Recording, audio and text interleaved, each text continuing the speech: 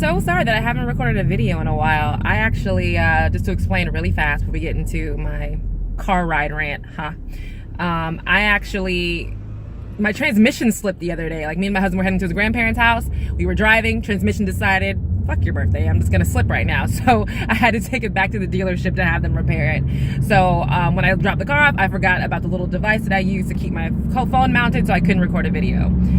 Second thing, thank you to everyone who wished me birthday wishes. That was really, really sweet of you. I know you guys, none of you know me in real life. I'm just the random black girl on YouTube who's just talking shit while she drives to work, but I do appreciate the birthday wishes. So as I head to work this morning, semi on time, you know, I just wanted to talk about the whole gun control thing with President Trump. I have been watching him in these different little meetings, and he has gone from being pro-guns to anti-guns to pro-guns again to just a rambling hot mess. And there is really no solution that's going to make everybody happy. And by everybody, I mean the NRA and politicians and the American people.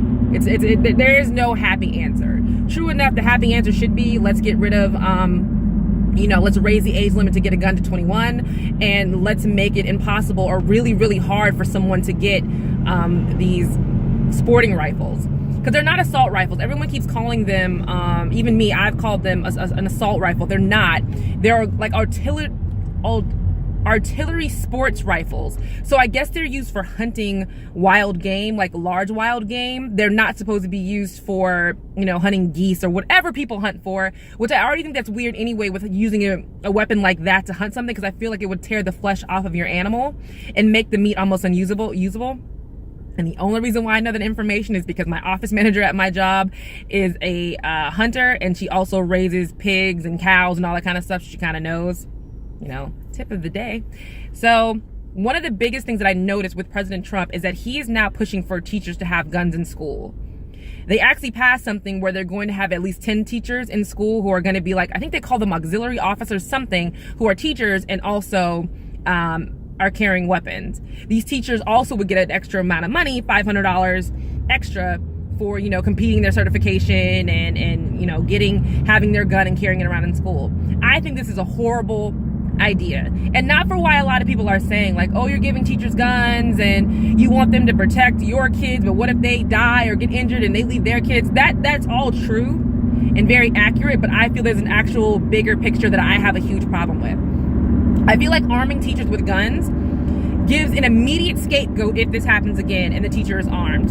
So, and to explain that, it means, let's say there's another shooting at a school where the teacher in the classroom is armed with a gun. The teacher panics, the gun misfires, the person takes the gun away and shoots the entire classroom of kids, all the kids die. They are now blaming that teacher or the school for not having that teacher properly trained, when in reality, it's not the teacher's fault. You're asking someone with a bachelor's degree in education or science or math, who makes $40,000, in some states makes as little as $35,000 to $50,000 a year, to now, turn into Annie Oakley with a gun and be successful at disarming or, taking down an armed gunman. And that's just crazy to me. That's not what teachers are made for. They're not built like that. If they wanted to be police officers, they would have been police officers. If they wanted to be in the armed forces, they would have been in the armed forces. They signed up to educate students. They did not sign up to be, like I said, a part of the wild, wild west in a classroom.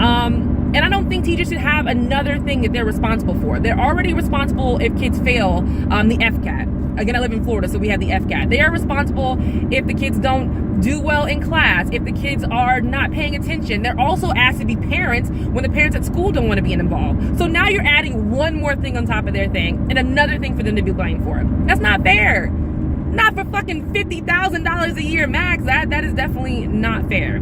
The other issue I have with arming teachers is these teachers have a lot on their brain anyway.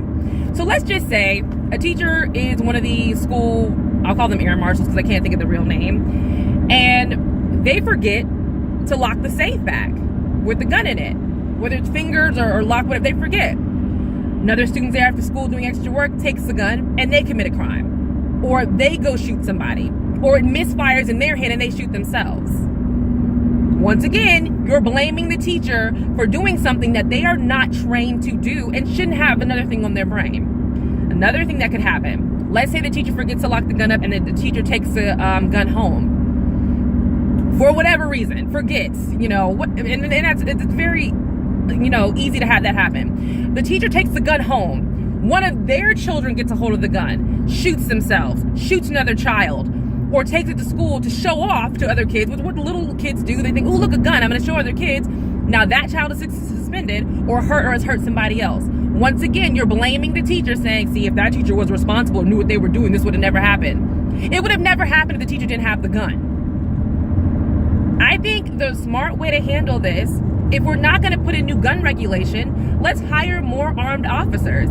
Let's have a different auxiliary board of the police department who is trained, and their job is to go to different schools throughout the day to make sure everything's good.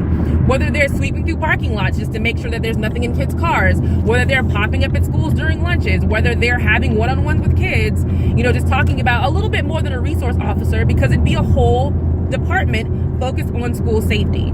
They would also be trained to handle something if, there is a school shooting. They would be the first responders. Instead of it taking 15 to 20 minutes for them to get to a school, they could get there within 5 to 10 minutes. So there's so many other things we could be doing rather than arming teachers. This is a dangerous precedent to try to set. And that's just my opinion. Again, I always say this. I am a Republican. I am for, the right to bear arms. I believe in the Second Amendment. But I feel like when the Founding Fathers made the Second Amendment, they didn't think about the future.